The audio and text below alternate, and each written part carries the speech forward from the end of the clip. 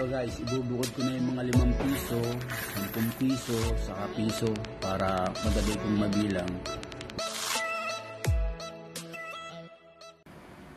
Hello guys! Ako Lito, si Galocoins TV. Alam mo na ba? Dapat alam mo. Eto ngayon guys, ang ating pag-uusapan. Tapos na tayo dun sa 2017 na yung kulay dilaw na BSP. Ngayon, dito naman tayo ngayon guys, yung 25 centimo na bago. Kung tawagin to NGC. Pero nakalagay din doon sa numista, ang record doon 2017 guys, ang pag-uusapan natin, naka-record doon 3%. Pero napansin nyo guys, 2017, wala akong laman. Ito ang hinahanap guys ng mga kolektor. 2017. Yung puti puti. Hindi yung dilaw. Ito 2017 to guys, yan. 2017 yan ha.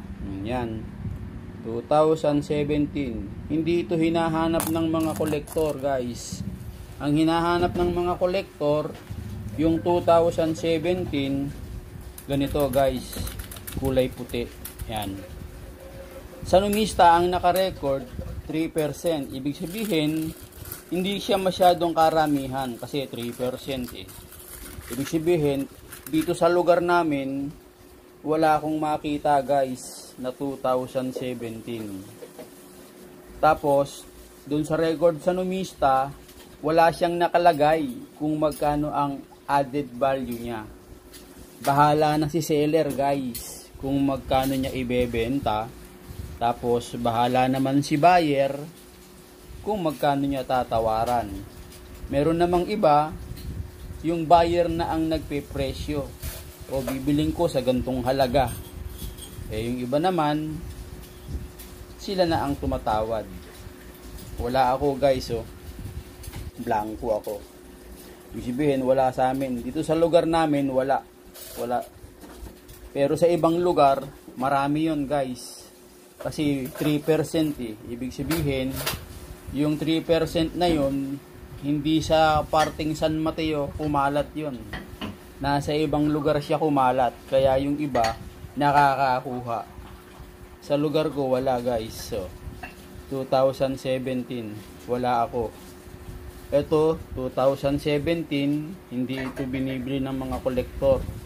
Ang binibili nila, yung 2017 na kulay puti, guys. Kulay puti ganito.